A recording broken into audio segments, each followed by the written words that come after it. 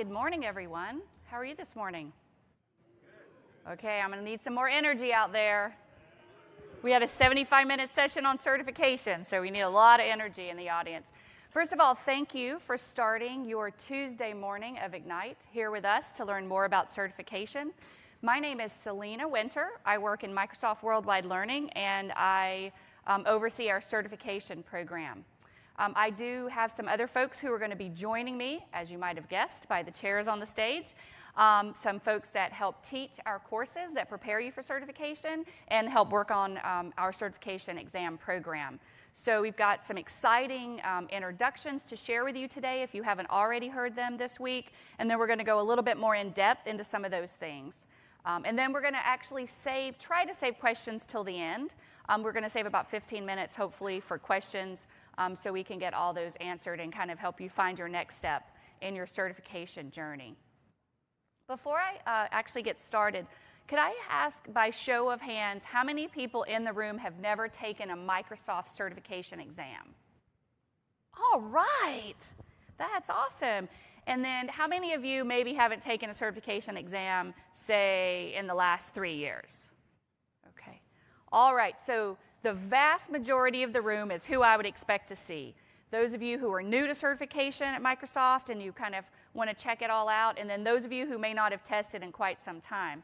And the interesting thing is we see this actually, and we hear this from our customers. The fact is that the world is changing, right, in technology. That's kind of the understatement of certainly the week. But what we hear from our customers is they are wanting to move to the cloud, and they want to move faster than they're really able to do. In fact, a recent study by IDC actually told us that 70% of CIOs now plan a cloud-first strategy, and 85% of enterprises actually will have a cloud architecture. At the same time, only 16% of organizations actually have the skills and the processes inside their organization they believe to move to the cloud.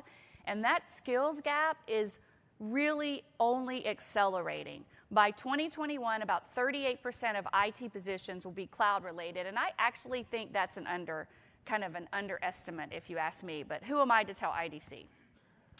So I want to share with you today a little bit about what we think the opportunity is and then how we're helping you at Microsoft through our certification and training program actually prepare for that opportunity.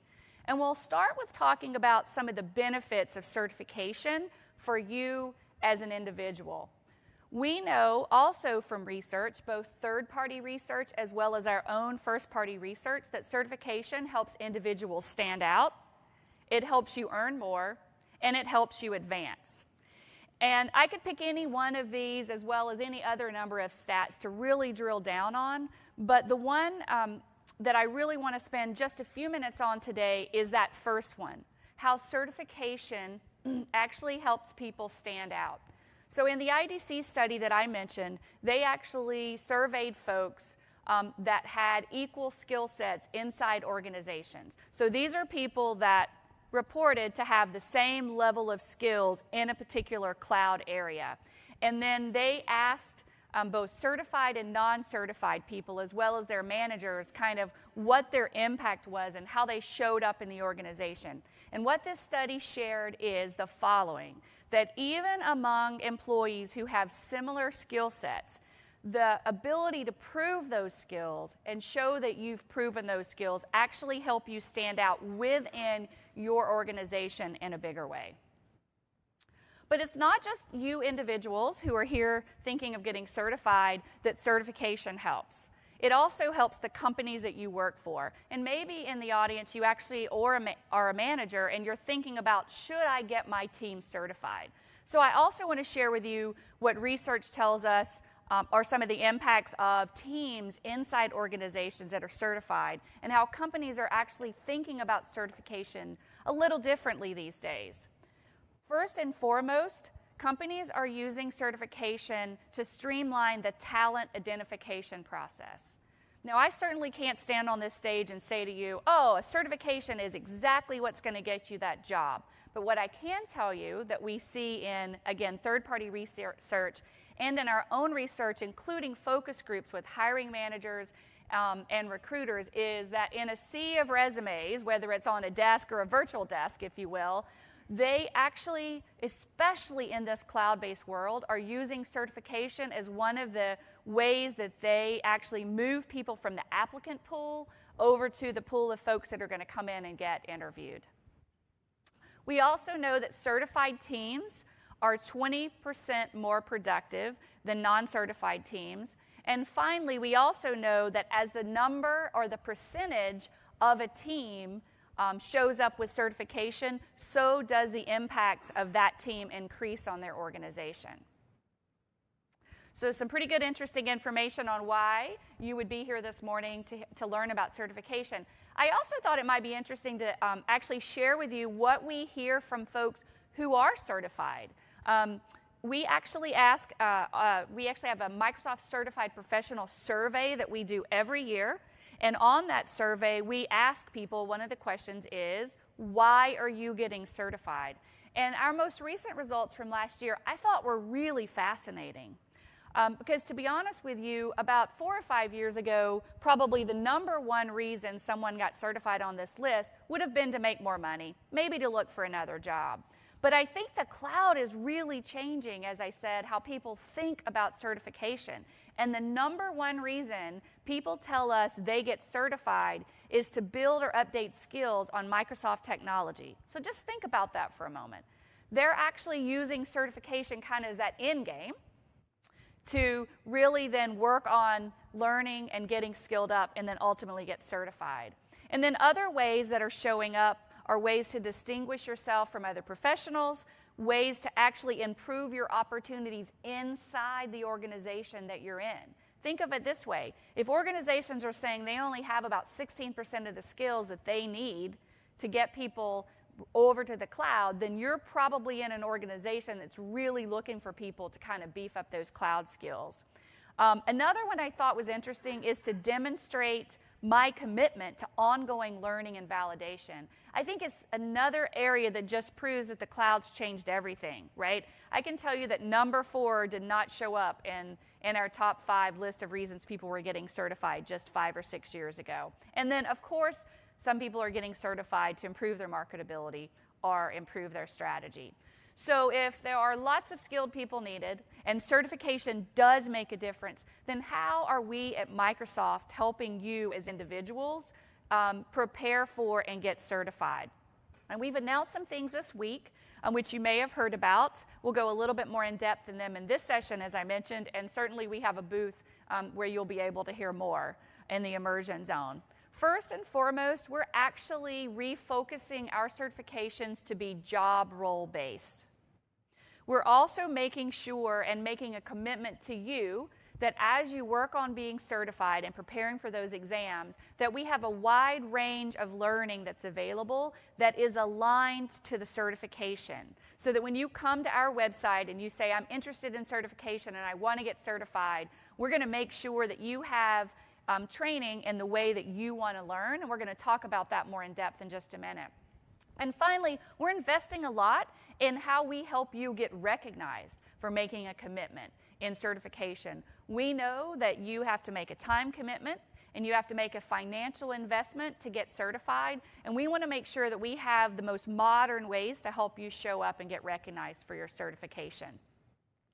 So what do I mean by role-based, and why are we doing that? Well, what I mean by role-based is we actually take a look at the market and we actually say, what are those skills that people are looking for when they post jobs on places like LinkedIn? And then we say, what of those skills actually, and which of those jobs in organizations kind of family together to create how I would describe kind of an Uber job role, something like an Azure administrator. And then we actually have SMEs come in and they actually help us determine what is the skill set needed if someone is an Azure administrator. But why is this needed? Well, it's needed because there are jobs in the market today that weren't even in the market 3 years ago. I mean, think about the data and AI space and how fast it's moving. The other thing that we see is that the cloud is really requiring people to be more specialized than ever. So Azure is a huge thing. How do we help people really find their space in Azure and then get trained up, skilled to do their job, and then ultimately certified? And then we also realize the importance of hands-on experience. So we're actually introducing more hands-on experiences than ever in our training and our certification. And if you haven't heard this week already, we are introducing 6 new job roles or job role-based certifications and related training. How many of you have already heard about this week? Okay, all right. So a few of you have actually heard about it. So I'm glad to share with you what we're introducing this week at Ignite. So 3 of these roles are actually available for testing now. So if you want to go straight out after this session and test, you can. We also have some opportunities to help you prepare in case you are not ready to go right away and test. But Azure Administrator was in beta, and it came out of beta on Monday, and it is available to test here on site and certainly when you get back home. Azure Developer and Azure Architect exams and training are also out now in beta. So if you want to try your hand at a beta exam for Azure Developer or Azure Architect, that and the training is available. Azure DevOps will be coming before the end of this calendar year. If you're in the Microsoft 365 space, and I know a few people that I talked to before we started the session today we're announcing 2 job roles that will have certifications and training. Microsoft 365 Enterprise Administrator, which you'll hear later will be an expert level certification in our new program, has training available now, so you can actually get started. And then Modern Desktop Administrator, which covers Windows 10 and other related things, will actually have training and certification out later this calendar year. And you're going to hear from a couple of my colleagues in today's presentation what those certification and what those training paths look like at a high level for both Azure Apps and Infrastructure as well as Microsoft 365. I told you a little bit about how we're aligning our training to our certification to make sure that when you're preparing for certification, you actually are learning what it is you need to prepare. I also do want to mention, however, that I don't think you would ever expect to not have had some experience, sit in a training course, and then go off and take an exam. So think about it this way. It's the experience that you have plus the training that actually helps you prepare for certification. So how do we do that? How do we make sure that the training that we prepare first is aligned to what the market needs, and second is aligned to certification? Well, I mentioned earlier that we do industry research. We actually pull subject matter experts who are in the field every day doing these jobs in, and we ask them, what is it that someone needs to know if they want to be an Azure administrator? From that process, we actually create a master list of skills that says, if you want to be an Azure administrator, Azure developer, Azure architect, or a Microsoft 365 enterprise administrator, these are the skills that you need to know. From that master list of skills, a learning path is created, and then that learning path is used to guide all the types of training that we will make available to you. So if any of you who raised your hand say you haven't taken a cert exam in a while, you might remember from the past that not all of our training was aligned to certification. But the commitment we're making to you now is that for the job role-based certifications, we will have multiple modes available. And what is that training? How many of you heard the announcement about Microsoft Learn yesterday? Okay, super. You did hear that. That's awesome. So Microsoft Learn is our new micro-learning learning. How's that? It's a step-by-step, bite-sized tutorials that will help guide you, even if you have just 5 minutes to learn something. And then there are modules, and then there are courses that are lined up in paths that could actually help you also prepare for certification. We also have other online courses. They're more structured online learning courses, as well as ILT, instructor-led training, that's available through our learning partners. A couple of the folks you're going to hear from today are Microsoft certified trainers and will be helping deliver training for people who are interested in getting skilled up and certified. We also have other partners like LinkedIn Learning and Pluralsight who have online courses as well. I mentioned also that we are thinking a lot about how we help you show up. We want our recognition of your certification to be more social, discoverable, and verifiable than ever before. And how are we doing that? Well, for those of you who haven't ever taken an exam and you take your first exam, you're actually going to get a digital badge. That digital badge actually can be shared on any number of social channels, LinkedIn, Facebook, Twitter. You can put it in your email signature. You can actually share it in an online resume or on a blog. And the most exciting thing about that digital badge is that it ties back to our badging platform, Acclaim. So when you share that badge, perhaps with someone in your organization or perhaps with a prospective employer, they actually can click on that badge, it goes back, and Acclaim is actually saying, yes, this person is who they say they are, this person did what they say they did. We also, I think one of the best kept secrets about the platform is that there are job opportunities that you can actually take advantage of. So if you're certified, you go onto the badging platform, you actually can find jobs looking for your skills in your geographic region. The example I have here on the screen actually shows 263,000 open jobs for cloud in the United States, and this is also available in other areas. I'm actually going to turn it over now for a bit of a deep dive in both the Azure Apps and Infrastructure and the M365 space. Thank you, Selena. Morning, everybody. My name's Ed Baker. I'm an independent contractor. I used to work for Microsoft as a technical evangelist. Now I'm a Microsoft certified trainer, and I've been taking Microsoft exams for 20 plus years. I've worked building exams, I've worked building courseware, and I'm here today to talk to you about the new platform for the Azure Apps and Infrastructure certifications. There's a new level. The vast majority in the room have not taken exams, so won't be familiar necessarily with the levels we have at the moment, which is the introductory MTA, the MCSA and the MCSE, which are the levels. We now have some new levels.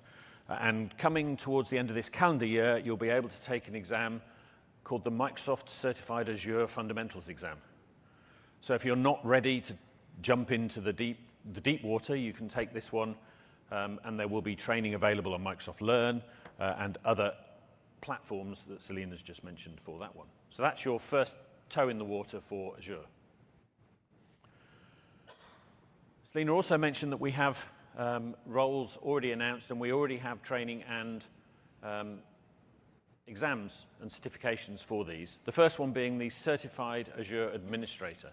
This is an associate level. It's the next level up from the Azure Fundamentals exam. We also have the Certified Azure Developer, which is an associate level. So the Azure Administrator doesn't rely on a single exam. You'll see that shortly.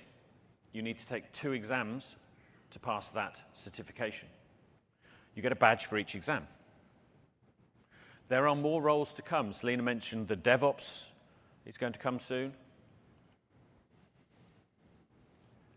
And that's an expert level one. So your skill level and the type of questions and the type of training you will need to do for that is more involved, deeper, and more difficult. And we also have available now the Microsoft Certified Azure Solutions Architect Expert. That also has 2 exams, and that's an expert level qualification certification. And in the bottom corner of here, you'll be able to see that if you have taken exams before, there are now transition exams. They're not called upgrade exams, they're called transition exams. And the reason they're transition exams is that if you have already passed an Azure certification exam, whether it be the developer, the infrastructure, or the architecture one, it will fill the gap between what that certification was and what this one is. So it's not an upgrade, it's the change in the platform, the change in the roles.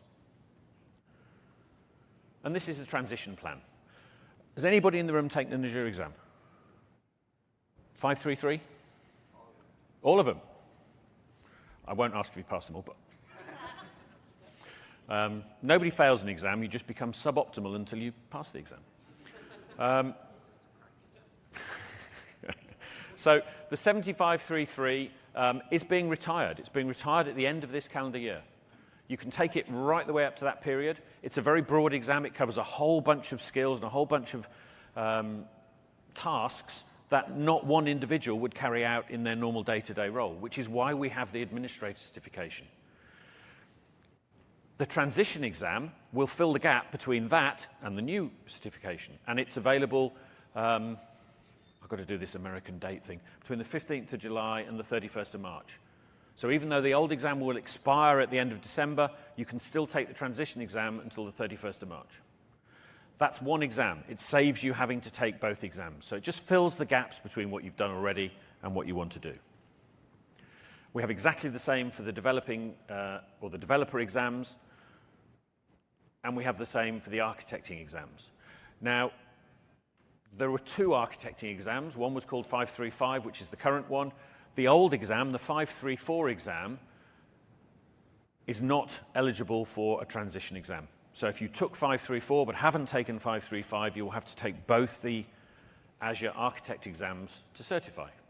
The reason for that, if you've taken both of those exams, you'll know that they are very different beasts, more than 30, 35, 40% different, which is why Microsoft gives it a new exam number. It becomes a different qualification, a different certification. So you've seen all that. What are these roles? Well, here's an example. At the end of the JTA process, a bunch of tasks come out. What does this man do? And then we come out with a role description. This is what Microsoft certification is now saying they will certify somebody to be able to do.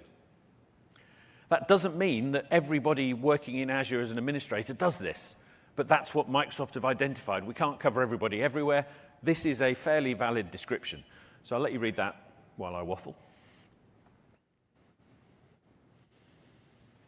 And if anybody's taken any other Azure certs, they'll know that it's much broader than that was. This gives you a much fairer chance to be able to focus on the things that a particular role would do. But how do we get you from here to those certifications? Well, we do this.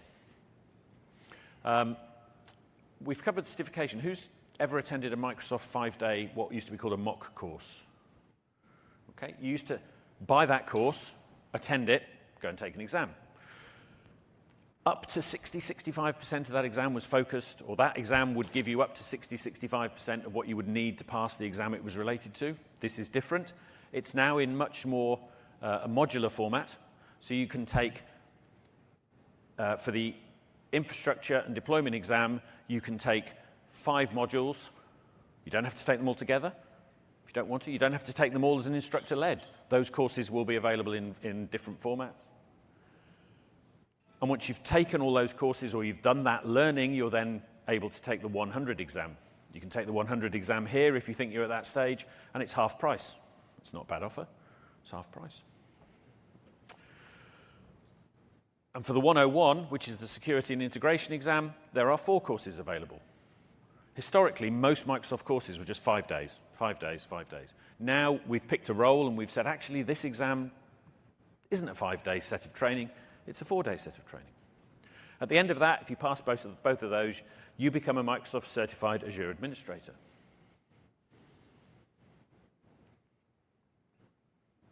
And those are the courses. Notice, each one is an individual title. You can take it as a day's course if you wanted to.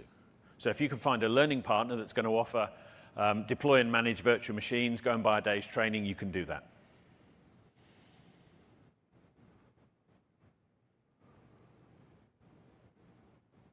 I ought to also mention for the transition exams, if you take them here, is it here or on, they're cheaper, the transition exams, aren't they? Transition exams are $99, but they're half price here. So if you've taken any of the Azure certs, go and take yourself an administrator exam. I'll hand over to Chris. Thank you, Ed. Good morning, everybody. So my name's Chris Rhodes. I work for a company called IT Masterclasses, and I've been a Microsoft certified trainer now for 22 years. I've lost count of how many exams I've taken during that time and how many people I've helped on their certification journey, but it's quite a few, I think. And I'm here to kind of give you a walkthrough of what Selena was talking about previously, the Microsoft 365 track. This is all brand new. This has all been announced just yesterday. And so we're really excited to kind of unpack some of that and to allude to some of that here. But we actually have 3 other sessions, starting after this one, in fact, where we're going to unpack this in much more detail. But let's give you some idea about what is this new Microsoft 365 certification all about.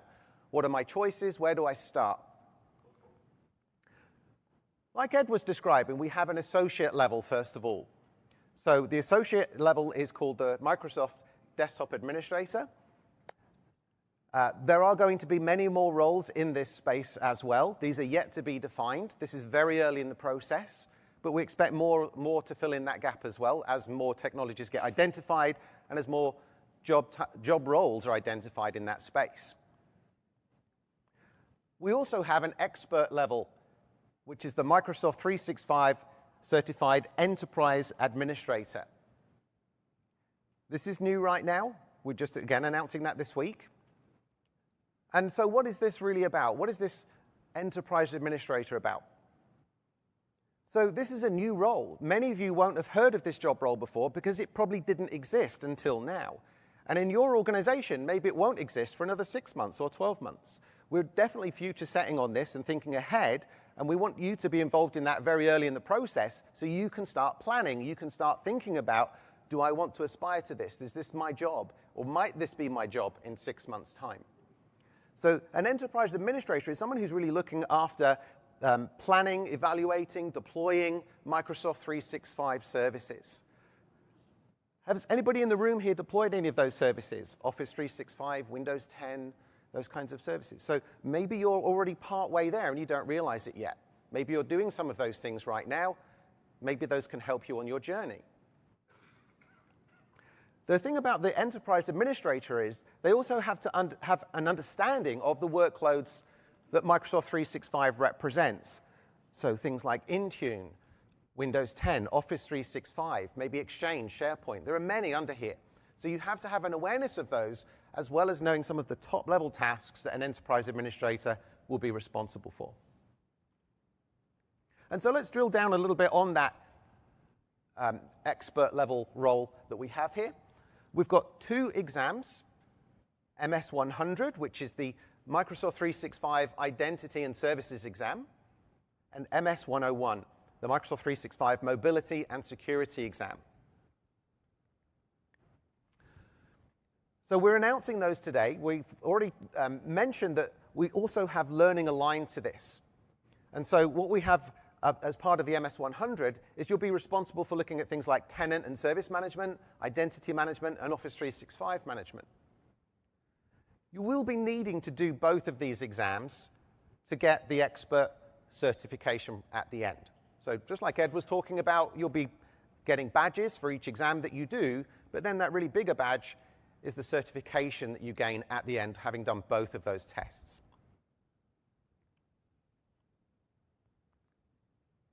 And already, we have training available. For the Enterprise Administrator, we have already got several courses. Some of these are a little longer than the ones Ed was explaining about. It's just the way things have fallen here. So Office 365 Management, for example, is a 2-day. Others are 1 day. And these are available as instructor-led training or as online training. Many people like to consume online training now. So we can go to microsoft.com/learn already and start to get information about that and start that learning journey right now. So I would encourage you, if you want to find out more about those, come to the exam prep sessions we're hosting. Right after this one, we're doing 101 just down the hall. And with that, I'm going to hand over to my colleague David, who's going to explain some information about exams. Thank you, Mr. Chris. I know what you were all thinking. Will the third guy coming up also have a British accent? And I'm here to disappoint you. Just like Chris and Ed, I've been certified for a very long time. I think my first exam was Windows 95 in 1997. I know I'm making myself feel very old right now, but I think I've taken probably 70 or so exams during those years. And I've grown to the point that I really love exams. And I know it sounds a little bit crazy too to some people. Also during those years, I was a Microsoft certified trainer for about 17 out of the last 21 years or so that I've been certified. So what I'm going to talk about now is a little bit more in the weeds. So You've heard a lot from Chris and Ed about the certifications and from Selena about certification as a whole. So now we'll get a little bit more into the details of how you attain those certifications through exams. And what can you expect from those exams? And I saw a lot of hands raised when people were saying that just haven't taken a Microsoft certification exam before, or it's been a really long time. For a lot of folks, taking an exam is the last exam they took maybe was in college, university, or something like that. And it's really has changed a lot. And I'm here to give you a little bit about those details because I think that if you know what to expect before you take an exam, you likely are a lot more comfortable, you're a lot more calm, and as a result, you're more likely to succeed. A lot of people that don't pass exams is not necessarily because they don't have the knowledge, it's just because they're nervous or they just weren't prepared adequately for that specific knowledge and the specific experience that we're going to go through. So I'm here to give you a little bit of that information. So what can you expect in a certification exam? When you register, you will register with a company called Pearson VUE. You will automatically be directed to their website through the Microsoft website. And you can expect to take an exam that will take about 2 hours, 2.5 hours. The exam will contain about 40 to 60 questions. It's not an exact number. It really depends on the exam, the technology. But 40 to 60 questions is what you can expect. You can also expect that all the questions are worth about the same thing. There's no negative scoring, so you don't lose points for getting a wrong answer in the sense that we're not withdrawing points from your total. You either get a 1, a success, or a failure. Some questions are worth more than 1 point, so you might have questions that have multiple elements that you need to answer within the question, and those will be worth a little bit more. So don't skip any questions, essentially. You'll get a chance, if you're not sure, as you're going through an exam, you'll get a chance to review it a little bit later. You have a review period in your exam. Inside the questions, inside the exam, you will have different types of questions. Now, we call them exam types, exam question types, but basically they're different experiences that you will have throughout the exam. So we're all familiar with multiple choice questions. You will have a lot of multiple choice questions for sure. But you also have questions where you will have to build a sequence of tasks in a specific order. We call those build list questions. So for example, there's a specific procedure that you need to perform. That procedure can only be performed in one specific sequence, and that sequence is very important. And therefore, we will ask you to build that sequence. So we'll give you the tasks, and then we'll ask you to put them in the correct order. As well, we'll sometimes give you interpretations of graphics that are required. So we'll give you a screenshot. Maybe it's an output of PowerShell. Maybe it's a screenshot of a portal or an interface. And you will have to interpret that screenshot to be able to identify what needs to be fixed, what needs to be changed, or what needs to be modified in order to apply a specific goal. So you'll have those types of questions as well. And there's a number of them. Sometimes you'll have to click on an interface and go into drag objects from the left pane into the right pane. It's a really varied experience to make sure that you're not just sitting there falling asleep answering multiple choice questions. We don't want that. You'll also have case studies. Now, case studies are great types of questions where you actually have a lot of environmental information that's provided to you. That environmental information is basically what's going on the network. What do you have? How many servers? How many client computers? How many applications? How many services are deployed? And then based on that environment, you have a specific set of requirements and then a question that maps to it. So a case study will have a lot of words. They'll be very long. But we maximize your investment by then giving you several questions that refer to the same scenario, the same environment. Okay? So you'll have to read a lot, but then you get to answer many questions that refer to that reading so that you haven't just wasted your time reading a lot of words for just one question. So the way that the scoring works in exams is that every exam has the same passing score, 700. Now, 700 doesn't always mean the same thing. So it's not because 700 out of 1,000 is a passing score means that you need to get 70%. We actually don't publish the pass score for every exam. Some exams have a passing score of 50%. Some exams have a passing score of 85%. Those scores have been weighted into 700, and that's what you'll see. So that's your target. And then the questions are weighted accordingly.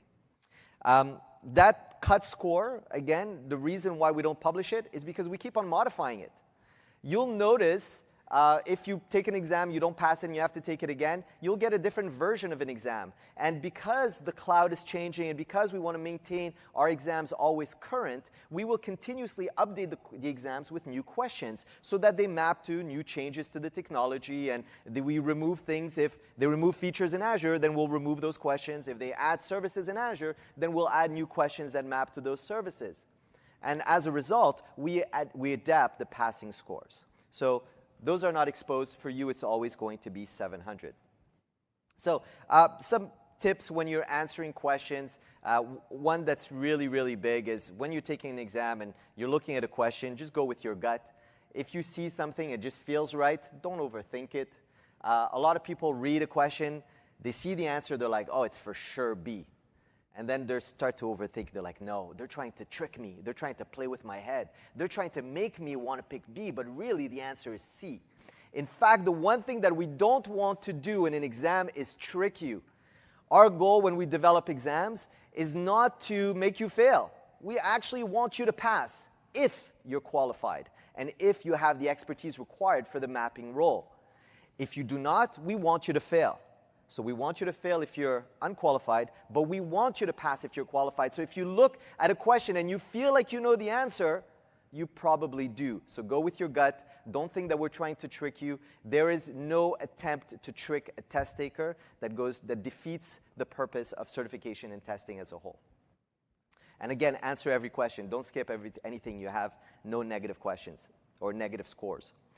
Now, one thing also that helps people understand what they're about to see in an exam question and understand the way that we display information in an exam question actually is going to help you in being more calm. All exam questions follow a similar anatomy. And once you get familiar with that anatomy, when you're scanning through questions, it allows you or it enables you to pick out the relevant information very quickly. And that is the anatomy of an exam question. So every exam question is built this way. First, we provide you a technical environment scenario. So we give you a large, broad view of what's available in your environment. For example, you have a hybrid deployment of Azure AD and on-premises Active Directory. You have 200 servers. You have a data center that spans 2 regions. You have things that are very large and broad. So we start from large to small. Then we will give you a problem statement. We will tell you, users report that they're unable to authenticate to some new services. Users report that they are unable to install app 2. We'll get more specific. And then we'll give you a specific goal statement. And that goal statement always starts with the same 3 words. You need to. You need to ensure that the users can install app 2. You need to ensure that the users can authenticate to Azure Active Directory. You need to do something that maps back directly to your problem statement. And then we give you a little question statement that just tells you how many things you got to pick. Do I pick 1 answer, 2 answers, 3 answers? Do I bring things from a list? What do I do based on the type of question I'm asking you? So we go to large, you're in scenario, we give you a problem, we give you a specific goal, what you need to do, and then we'll give you your answer choices that are based on that. Now, when you think about that, you'll realize that that sentence in the question that is the most important is the one that starts with, you need to. If you're running out of time, and you just got to go through the questions at the end in order to finish as quickly as possible, look for that sentence, because that's the one that holds the key to your answers. Now, this is great, and I love multiple choice questions. I've been building multiple choice questions for about 16 years now, and other types of questions lists. But this week, we're announcing something that's totally new in examinations, and that is performance-based testing. The multiple choice question was invented in 1914 by a gentleman from Kansas City that was trying to develop an aptitude test for the United States Army. They were trying to find individuals that are going to be more skilled to go into the U.S. Army. It's held up since 1914. In 1926, they included it in the SAT test. The SAT test was born. And certification and testing all over the world, whether you're going to be a doctor, a nurse, or a certified Azure administrator, you're going to be answering multiple choice questions. But today, you're also going to be presented with an environment that will provide you the ability to actually perform tasks in Azure and then be scored against those tasks. That is what we call performance-based testing. So what this means is that when you load an Azure exam and when you sign up for an Azure exam, you will get a certain number of multiple choice questions and other type of questions, and then all of a sudden, you'll be presented with an Azure portal. Next to that Azure portal, you'll be provided with a list of tasks. Those lists of tasks, you will need to perform them in Azure. So sometimes you'll have to manage objects in Azure, you'll have to create objects in Azure. And let me be clear, this is not a simulation. We haven't created some type of HTML-based interface to look like the Azure portal. You're actually going to authenticate. We're going to give you a username and a password. You're going to log into the portal, and you're going to perform tasks in Azure. You're going to have 2 of those labs or 2 of those virtual environments that you're going to connect to, and you're going to be performing those tasks in Azure. What we do then is that we, in the back end, score your tasks, score your results. So if we ask you to create an object, we'll then validate that that object has been created. If we ask you to configure or modify an object, we'll validate for those configurations. And we will do that in the back end after you've closed your lab and when you're moving on to the next questions in the exam. Also, that process, if you paid attention, I'm testing on your end state, your end result, which means if you're an administrator that prefers to use PowerShell, go ahead and perform all your tasks in PowerShell. If you prefer CLI, go ahead and use CLI. If you just are more comfortable within the portal, use the portal. Whatever method you prefer to perform those tasks, it is your choice. We will just test you on the result, because at the end of the day, that's really what matters. Not how you get there, but that you got there. So we will have these types of performance-based testing environments that will be different for various exams and various certification roles. Right now, we're rolling them out for the Azure Administrator certification, but you will have those that will become available for every certification as they become rolled out. You will have at least one exam in each certification path that will have performance-based testing. Sometimes it will be in the Azure portal. Sometimes it will be a virtual machine-based testing. Or we'll use other solutions as well so that you'll be able to be tested on a multitude of products. But today, it is available with Azure. It will be your own customized environment. Again, you will be in there. You won't see other test takers. You won't see in other environments. It will be your Azure environment, and you will have your credentials in order to do that. So when you're in your exam, you will get to an overview page that will tell you that you're about to go into a performance-based testing question. And you will have a browser. That browser will be totally blank. You will have to type in portal.azure.com. From there, you can launch the Azure Cloud Shell or CLI or use the portal. You have a list of tasks. On the right, you go through those tasks. Then you click on Next to move on to the next questions in the exam. You'll notice at the bottom you have a username and password button. That is where you will find your Azure credentials, and that's what you're going to use in order to log into the Azure portal. Again, it's not a simulation. It's the real Azure portal, and you get to perform all those tasks live using that interface. So that is a very exciting thing. We're very excited to launch those. If you want to take those Azure exams, you can take those today at the testing center here at Ignite, or when you go back home anywhere through a Pearson testing center, you'll be able to take these Azure Administrator exams that include the performance-based testing. And with that, I'm going to pass it back to Selena.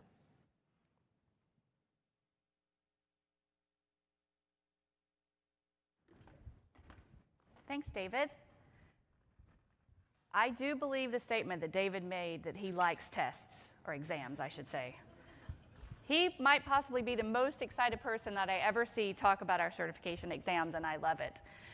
We actually are going to have everyone come up in just a minute to take your questions. We like to save a nice amount of time for questions in a Cert 101 session because we want to make sure that you get what you've come here for, including questions about what we've talked about today or maybe what your next step might be. But before we actually have the folks come back up and do questions, I want to just kind of share with you some of the things that you can do to take action. Also, I want to mention something that jumped out to me when David was saying it really helps you if you know what to expect in an exam. You know what types of questions you're going to get and that sort of thing. So one of the things we didn't actually mention in the presentation today is that we have practice tests for our exams. So if you're not familiar with that, you can actually go to the hands-on lab area here on site and take a free practice test. They're available for most of the exams that we've already had in market, and then for the Azure Administrator, which just came out of beta, those are also available. And then for all the new roles, once they come out of beta, we'll have practice tests available as well. So I would encourage you to actually go check that out and use that as one of the ways that you prepare, because you can actually set it up in exam mode, and you actually have a time, you can check your time and practice kind of doing it in that crunch mode. So just wanted to also point that out as well. In addition to checking out the practice tests that are in the hands-on lab area in the immersion zone, say that fast 3 times, there are a few other things that we have for you to take advantage of here on site. If you think you're ready to take an exam this week, then you can actually, while you're on site, register for and take an exam at 50% off.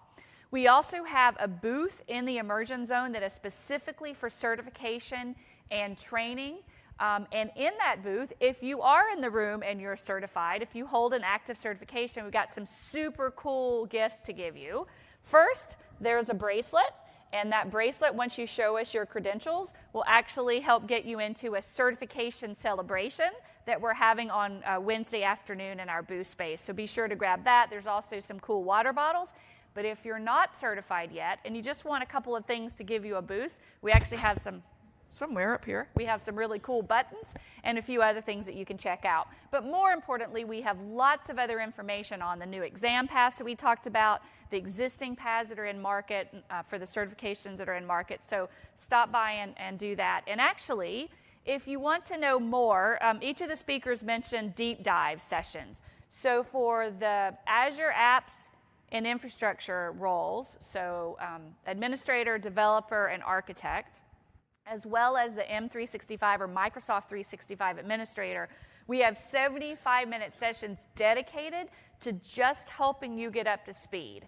And then also for Server 2016, we have a dedicated session to just help you get up to speed and get ready for taking that exam, including pointing to you to lots of training and resources that are available, as well as a number of other theater sessions and cert prep sessions that we have here this week. I think there's 15 in total. So I'm going to leave that up, and I'm going to ask my colleagues in the presentation today to come back on stage. And we'd like to open it up for questions. We would ask that if you have questions, you come forward, please, and use the microphones, because they're recording the session today, and we want to make sure that folks can hear it in the follow-up. Oh, it's Thomas. Ready? Yeah, sure, go ahead. I actually have 3 Oh, 3 questions. That's awesome. There's a quota of 1 question per person. No, you go ahead. That's a joke. That's a joke. Is there any on-prem certification going forward? Yes. Okay. Yes. You said that the old 5-day mock covered about 60% of the material that was going to be on the test. You said that as if you were going to contrast that with the new stuff. Does the new stuff cover more than 60%, less? Or? So the old mock wasn't directly aligned to the whole exam, it was aligned to the product. That didn't necessarily align to what's called the objective domain of the exam. This new training is aligned to the job task, which is directly aligned to the objective domain. Okay. And you showed tables that showed the 1-day and sometimes the 2-day classes, and you said that some of that training was available on Microsoft Learn. Is it the same training, and is it free on Microsoft Learn, and the cost is just if you want the fantastic MCT? Yep. Can everybody hear the questions, by the way? Can you repeat the fantastic MCT? Okay, great. People can hear. I was an MCT for about 12 years. So thank you for that question. So how I would think about this is the following. All the training on Microsoft, I shouldn't say all the training.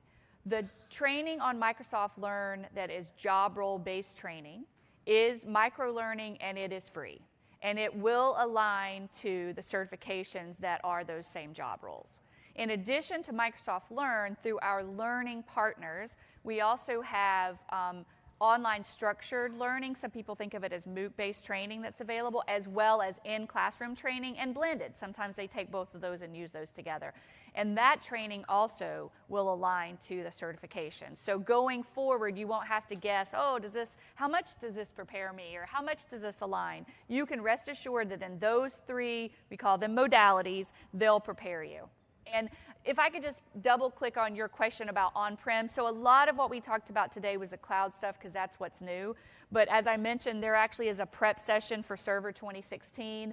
And so for on-prem technology, we still have the certifications in market, and as the new versions of that technology come out, we'll just evolve that into the new role-based approach as well.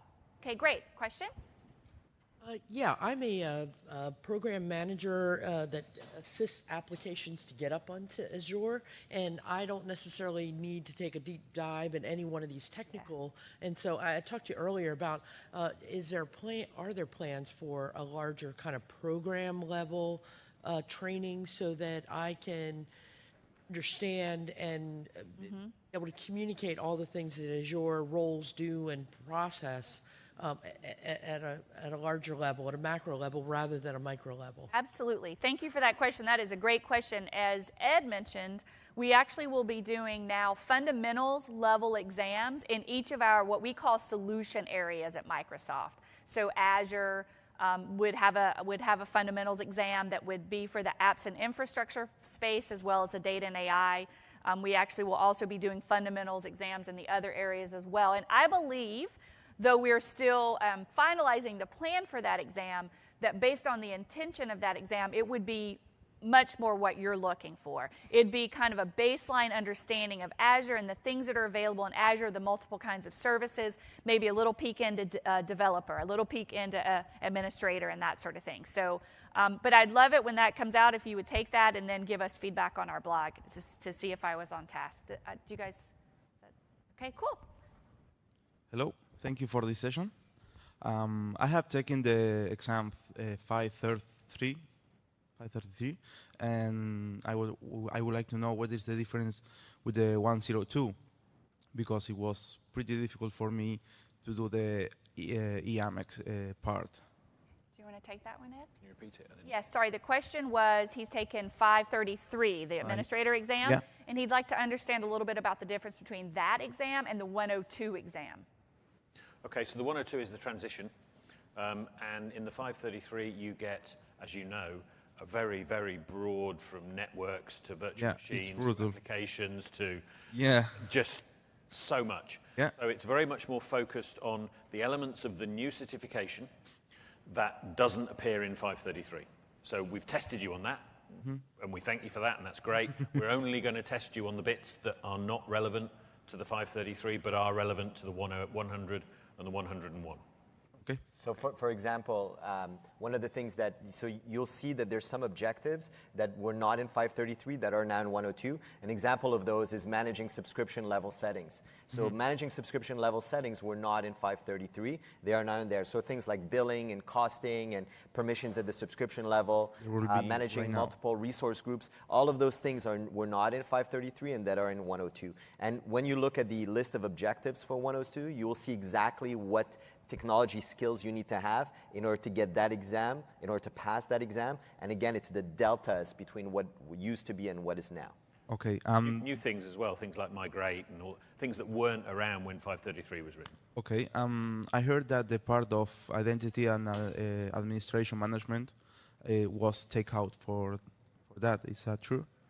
Identity management. I am part. So there's some identity management in the Azure exams, both in the administrator and the architect. There's also identity management in the Microsoft 365 pieces. Now, because those rely on Azure AD services, you will have those when they map to the role. So it all goes back to the role. So depending on if a Microsoft 365 administrator will manage those types of functionalities, those are then in that role. So you will find it in multiple exams because authentication is part of all technologies. A little bit on all of that. Okay, thank you. Super. Let me just actually, for those of you in the room who may not have tested before, the most important thing you can do is go to the website and find the exam page for what you're interested in testing on, and that will give you what they're talking about, the objective domain for the exam, and covers all the objectives, as well as what you can actually really do to prepare. I think next up. Hi. So Microsoft's always been pretty aggressive at keeping the exams updated. Every 3 months they're putting out new requirements and they never drop them. They always just add to them.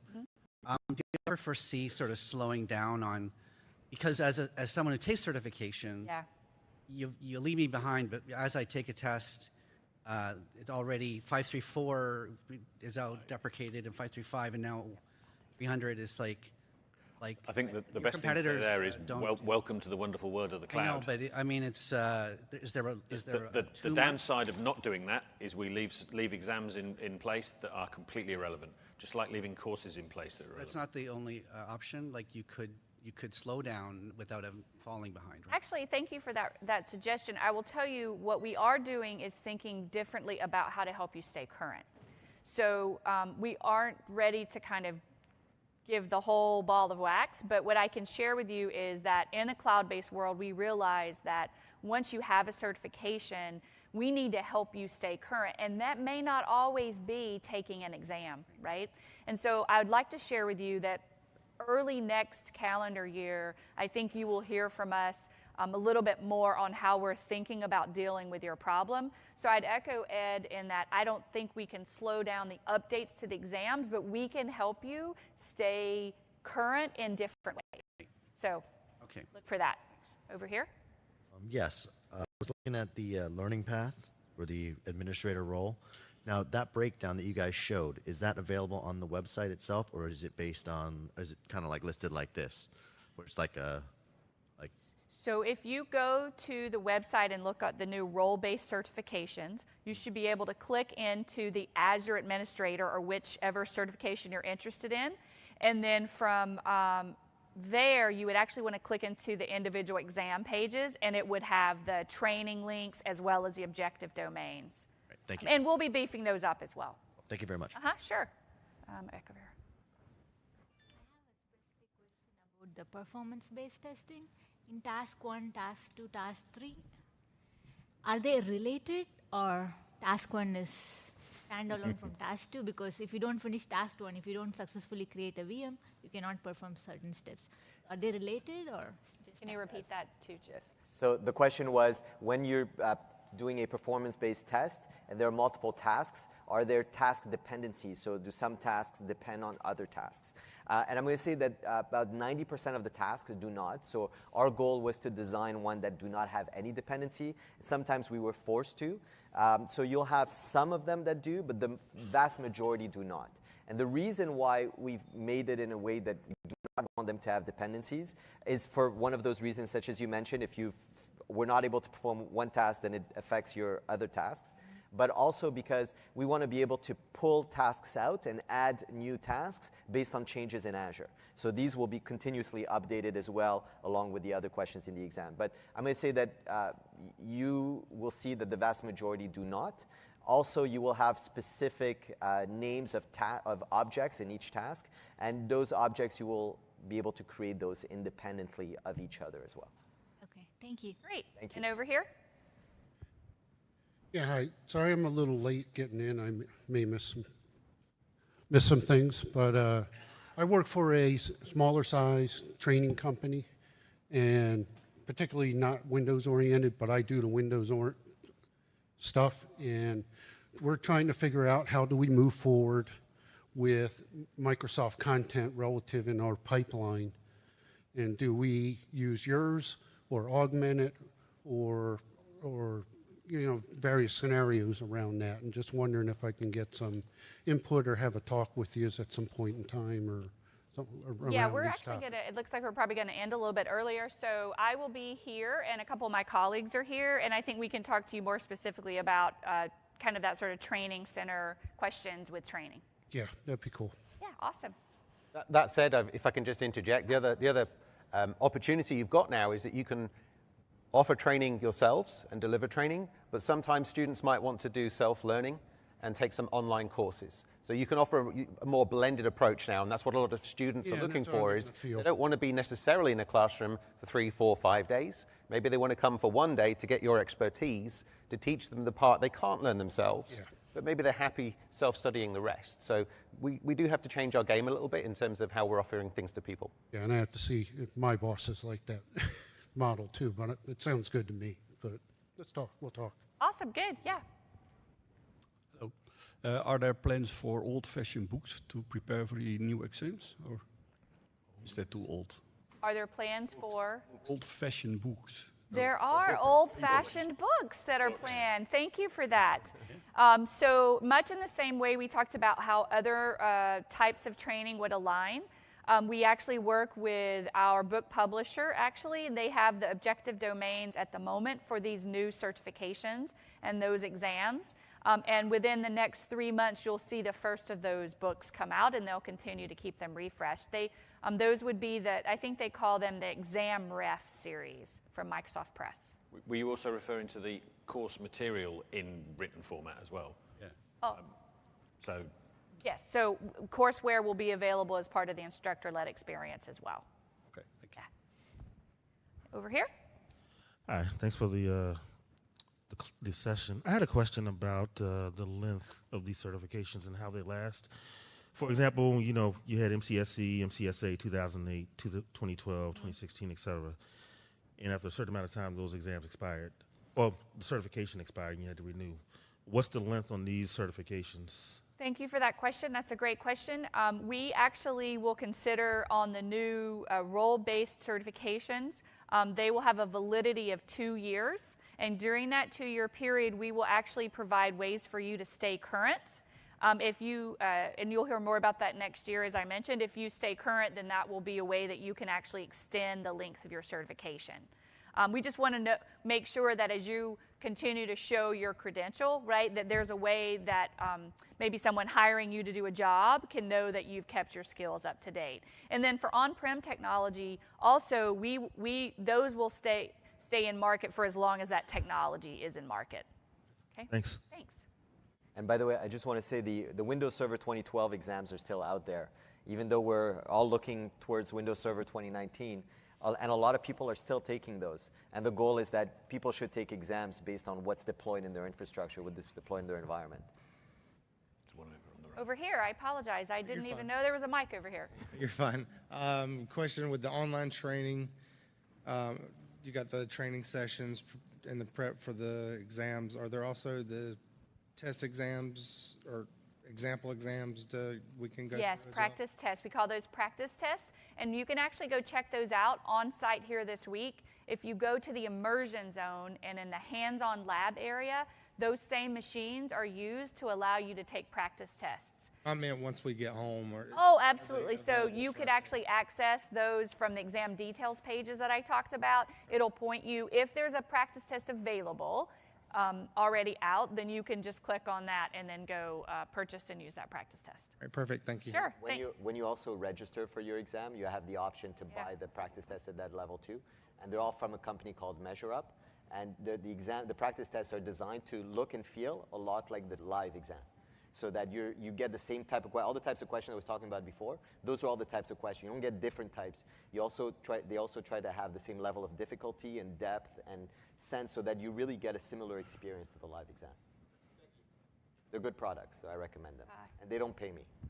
I'm going to go over here, okay? And then I'll come back. Is that okay? All right. The class this week, but maybe in 1 or 2 months. Do you have any super secret discount codes so that we could still get the 50% off the class? So a couple of things. So the question is, in case you couldn't hear it, if you're not ready to test on site, do we have super secret discount codes? And I do not have any super secret discount codes. But I will tell you, we mentioned the transition exams. Those are special pricing to help people transition into the new program.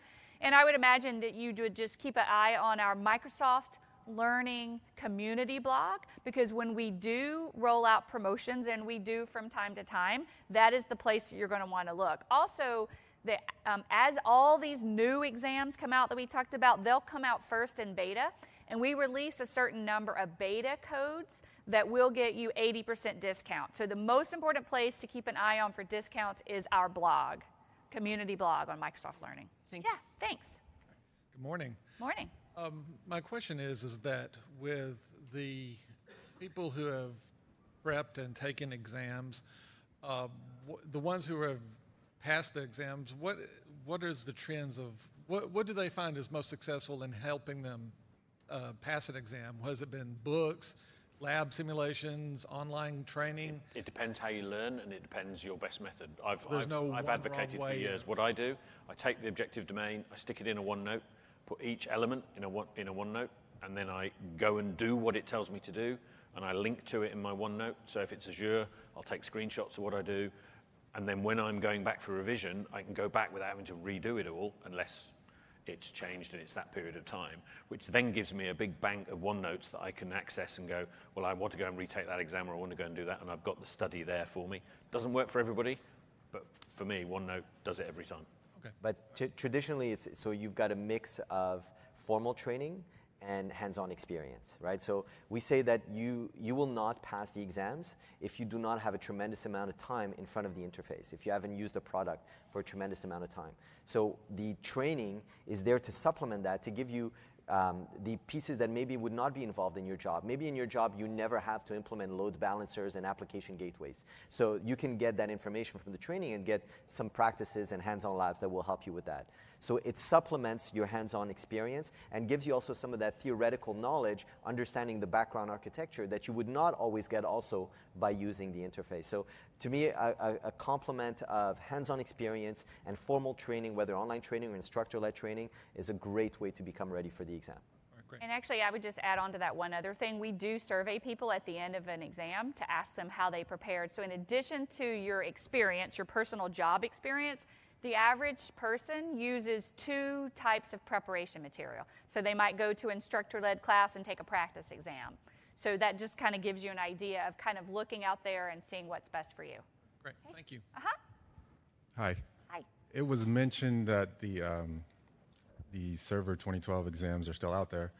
What does that mean in terms of the expiration of the certification? If I took it in 2012, am I still current? Has it expired? In 2012, yeah. So sorry, go ahead. I was just going to say that the exams themselves have not expired, and I believe the certification is valid as long as the exams don't expire. That's right. For our on-prem exams that are certifications that are in market right now, if you've been certified in an on-prem technology in our kind of current MCSA, MCSE format, that will be valid until we actually choose to retire those certifications. And we generally do that in line with what Microsoft does with the technology. Okay, so once the certification is retired, I'm sorry, the exam is retired, the certification is retired. That's right. But what if you take the certification right before the expiration of the exam? Well, if you do that, it is not a great experience. I'll give you that. But so usually what will happen, like Selena just said, the Microsoft support stance for the product, will define the retirement date of the exam. So typically when Microsoft realizes that a product will no longer be in support is when they plan to remove that exam from market. So it's likely that if you are in enterprise managing Windows Server 2012 and you know that that technology is no longer going to be under support by Microsoft, you're transitioning to Windows Server 2016 or 2019. And so at that point, it will mimic what you're doing in your real world, right? So it really, we're trying to map what it is how people use the technology and the same life cycle. So I don't foresee people taking Windows Server 2012 exams as the support stamp, after the support stamp has been announced, when we're retiring that exam at that point. Right, and cloud exams are very different, by the way, than the answer we just gave for those on-prem certifications that are in market. So. Thank you. Yeah, thank you. The other point I would add is it's still going to be on your transcript. It's still going to show that you've taken those, you've still got that history. David was boasting about his Windows 95 exam. I wouldn't say boasting. 20 years on, he's still talking about that. So. I can still say that I'm not as old as you. certified. Yeah, that's a really good point. All your history stays on your transcript. We don't take that away. Yeah. Because the other thing, especially in a cloud-based world, even as we retire certifications, remember one of the top reasons that people get certified are to actually show their commitment to like lifelong learning. That is the world that we live in now. So being able to show someone kind of that history of I've done this and then I've done this, I think is really important. Yeah, earlier you talked about transition exams for Azure. What about, and with the new Microsoft 365, MS 100, 101, what about those who are certified in 346, 347, or is there a transition exam? Yeah, I can talk to that. So will they be? The thing with Microsoft 365 is it's encompassing many different technology areas. Office 365 is only one of those components. So there is a big gap here between what you may have done with Office 365 credentials and an M365 Enterprise Administrator. The skill set is quite different. We're looking at a whole bunch of new areas there. We're looking at Windows 10 skills. We're looking at EMS skills as well. So what you will find, though, if you have done Office 365 exams or learning, that is definitely going to help you on that journey. And in fact, we're going to be unpacking this in the exam prep sessions. You're probably going to be a very good foot forward there in your learning. And maybe a third of that exam OD area, you already know if you're in that space. But it's just really a big jump. So the gap was too big at that level to do that transition exam. Some of those coming soon roles that are more in that workload space, some of those will have transition exams as well. Thank you. Here we go. Well, a two-part question, actually, because I was wondering about something. The young lady who just was up here before me, she was speaking about purchasing exam for the code. But my question is, if you purchase an exam here today, could you schedule it for a later date, even though you paid for it So that's a good question, and actually the discount for exam is here on site. Okay. The second part of that question speaks to the M365. So if you're already at MCSA for, let's say, for the Windows 10 side of the ball, what does that mean moving forward with the 365 if I have not taken, let's say, the Office 365 cert yet? So if you've done, sorry, just to get a handle, so you've done Windows 10, but you haven't done, say, Office 365, and you want to do M365, so again, you're going to be part way there. But there won't be a transition to Enterprise Admin from having just got a Windows 10 cert. It's going to be too big a jump. Windows 10 is a relatively small element of the entire M365 Enterprise Admin.